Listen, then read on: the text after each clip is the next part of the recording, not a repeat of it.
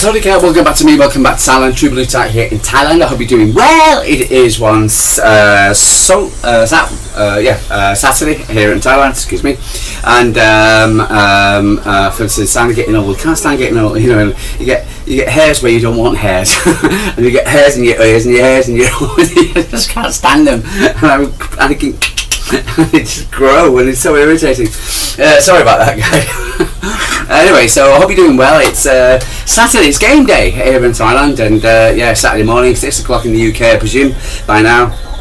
I'll approach you in that time, and when this video goes out, and so for instance, and I hope you're looking forward to the game if you're going. Looking forward to it. Should be a good game. Everton at home at the Etihad, 3 o'clock kickoff. About 10:30 here. About 10 o'clock kickoff here in Thailand, which is brilliant. So we can have I have to wait up to 2 a.m. in the morning, which I'm going to do next week when we play Villarreal. So it'll be a 2 a.m. kickoff for me Wednesday morning. So anyway, so I hope you're doing well.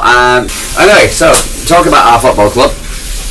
So Pep Guardiola has his first and second press conference. I don't do the one yesterday. I do a pre-Man City video.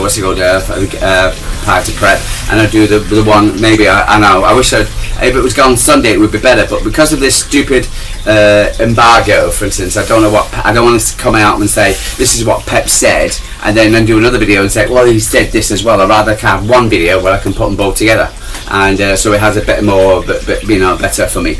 Anyway, so rather than coming out and what you said about, it just sounds a bit crazy, and I can't stand.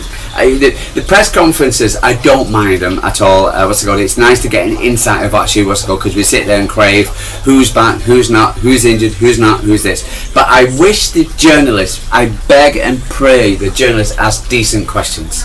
Salman Bayovsky, for instance, the Man City's thing on Manchester TV News, he doesn't ask too many. He's okay in questions yesterday. He was asked about John Stones, he asked about Omar, etc. For instance, good questions. And then you got a journalist asking about if you, for instance, defending against Erling Haaland, could you set up a plan and how to defend against Erling Haaland? What a stupid question! What a stupid question! What do you think Pep Guardiola is going to tell you how he defends against how you should defend against Erling Haaland? What a stupid question! What an absolutely stupid question! And I'm just sick and tired of listening. They got half an hour to talk to Pep, and for instance, and they come up with these stupid questions about if you ask about that question, I want to know about. Nobody asked about Kuznetsov yesterday, and I want to know about Kuznetsov. Is he fit? Is he well? Is he whatever? Nobody asked about that. So nobody asked about Kuznetsov. Okay, there was a few questions about Rodri, which was fine, but when you ask stupid questions regarding that, etc., it just drives me mad. It really does, and it's so infuriates, and I've got to sit there and listen to stupid questions about, for instance, if Pep Guardiola, for instance, and questions he's never going to ask. It's always going to deflect it. What do you think about the new changes in the I don't know. It'll always be, he's always going to deflect. He's never going to sit there and put his head over the parapet and say that, for instance, what he really thinks. And he's too professional. So it's a stupid question. He's never going to ask about player salaries or whatever, about the salary cap. He's never going to answer the question. I know he's always looking for a headline, and I wish he wouldn't do that. And it's okay to ask him but he's never. It's not. I want a relevant question regarding the football team. We've got a game tomorrow. They've got, but again, for instance, some of the questions asked by the journalists is so frustrating for me. It really is. Anyway, but we asked about what we did get out of the journalists and what did we get out of Pep, because he's there right in front of you. You can ask him good questions about the team. He knows what's going to happen with the team. I want to know what's going to happen with the team. And it should be automatic first question, injuries and blah blah blah. Injuries. That should be the first question on every press conference.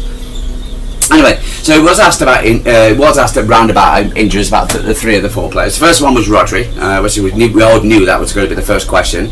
So he was asked about Rodri and what was it, and said and the thing is, Pep's demeanour, I think, because again you've got to look into things, but to me, Pep's demeanour was, I don't know.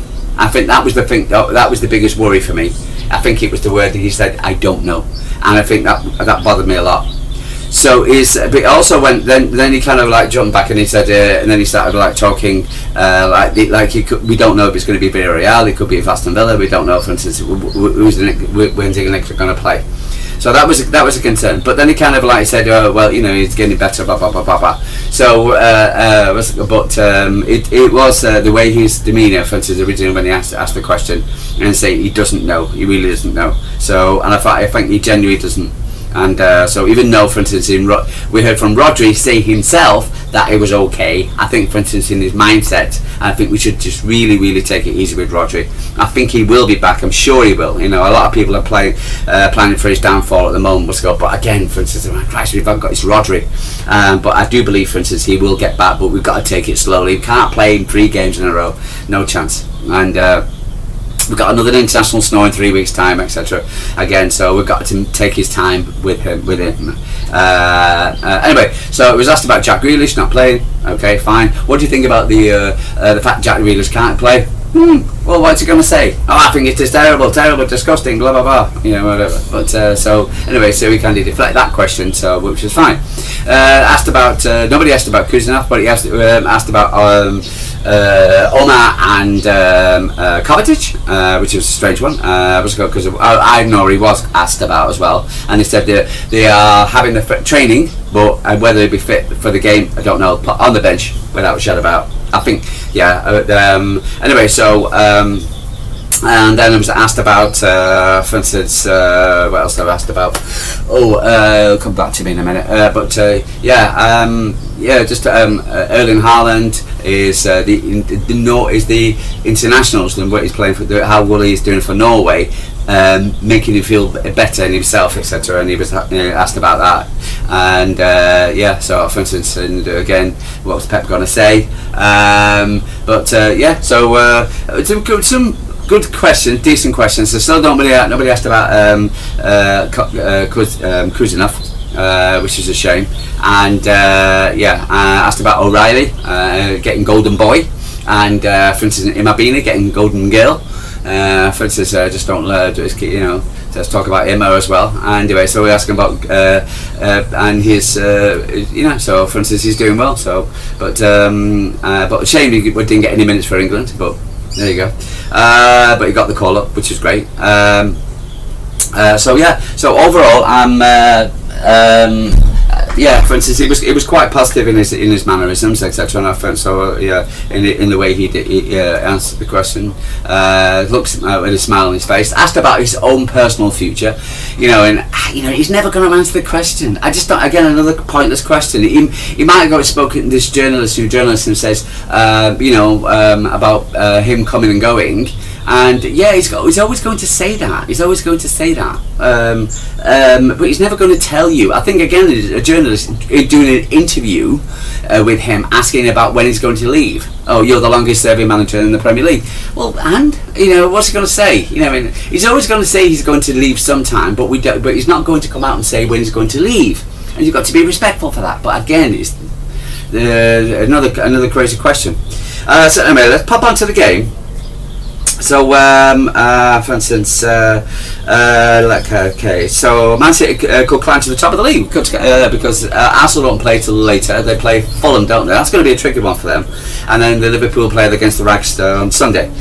Could go on top of the tab if they beat Everton at the Etihad Stadium this Saturday afternoon. The Citizens and the Toffees met for the first time since the middle of April, when the former left it late to beat Goodison Park 2-0 at Goodison Park, courtesy of a Nico O'Reilly and Matteo Kovacic goals. Yeah, we were struggling, then Nico O'Reilly came on, etc., and he just changed the game.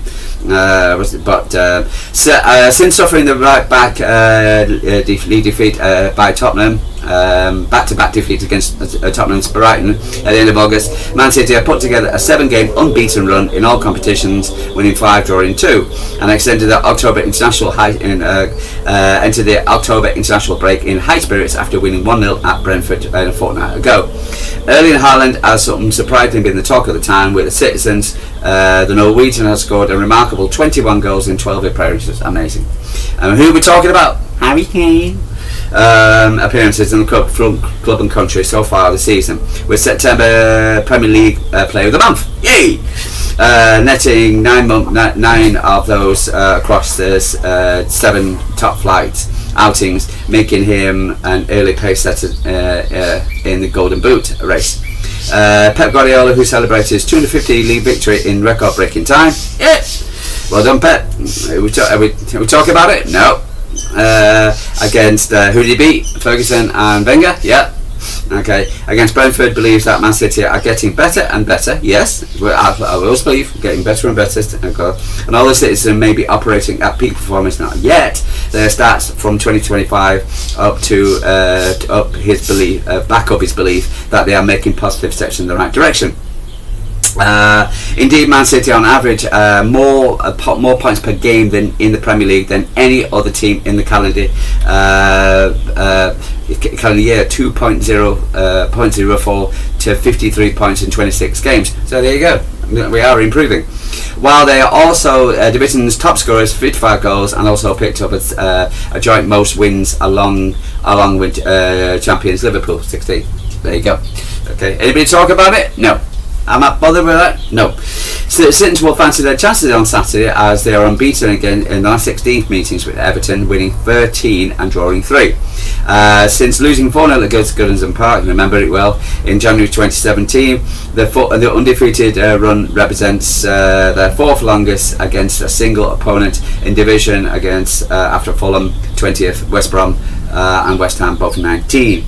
Everton have players to thank for their last Premier League. Prior to international break, and on loan defender Jack Grealish scored his first goal for the Toffees and second half stoppage winner comeback last week over Crystal Palace. Yeah, sorry, but again they beat Crystal Palace and we were on an 18 match unbeaten run. So there you go. I saw Jack's goal.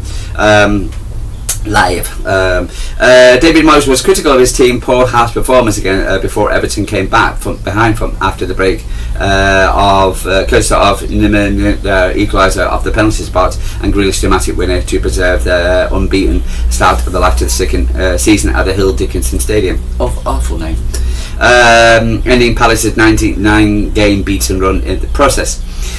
Including results from the last season, Everton have won 6 of their last 10 Premier League games, drawing 2, losing 2,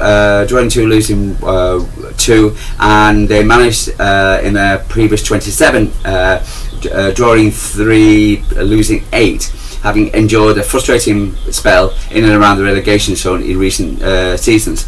The Toffees are now looking forward to the top end of the table and are currently sitting 8th spot with only 2 points behind Man City in 5th.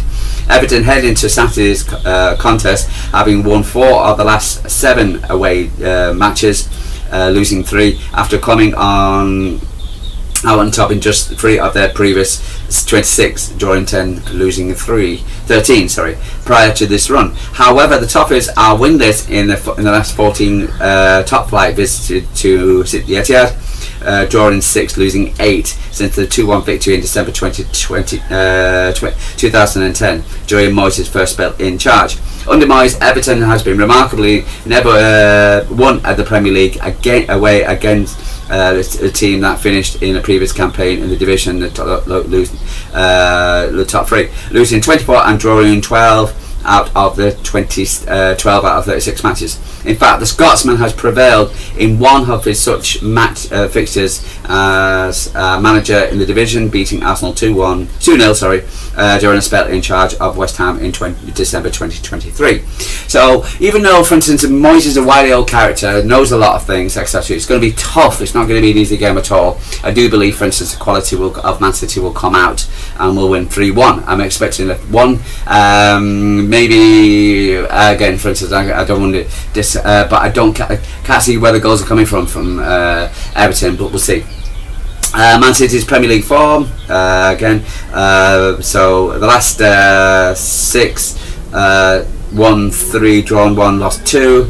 All competitions, drawn 1, draw 1, 1 Everton's last 6, lost 1, drawn, lost, drawn 1. Lost, should be a what? Lost, so if it goes there. But in all competitions, 1 drawn, lost, win, draw. Team news: Man City. We know about Man City. Everton, less Everton City news. Okay.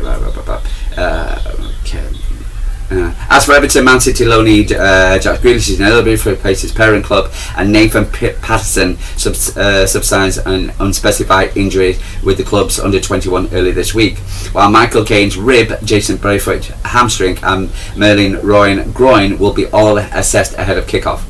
However, Darren Tuesby Hall is available to return after serving a one-match ban suspension, and he's expected to slot in an attacking midfield role behind Beto or Fermo Barry up front, with Nady set to move over to the left flank in absence of Grealish. Jack O'Brien will play his alongside James Tarkowski at centre-back if Keane is not fit. Fit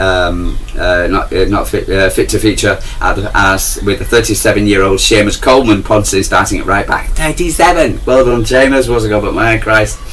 Predictions starting 11s: Pickford, O'Brien, Keane, Tchaikovsky, Milanenko, Guerrero, Garner, Dribbling, Dewsbury Hall, Nady and Beto. For Everton, Man City, Donnarumma, Nunes, Guardiola, Diaz, O'Reilly, Gonzalez, Bernardo, Foden, Reijnders, Doku and Haaland. Yeah, that's what I expect. Basically, similar from what we have got with before. I can see the likes of Nagnori, Mamouche, etc., for instance, and Kovacic, etc., all on the bench.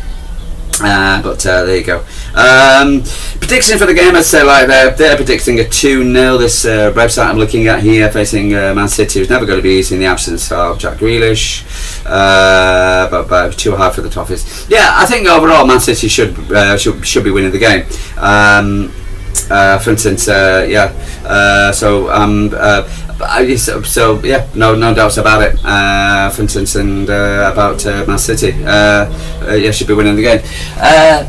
So I think I'm really looking forward to the game. I think it's going to be a good one. Under the news, we're looking at, for instance, not really much. There was a bit of things about Kovacic, Kozanov, but really nothing to talk about.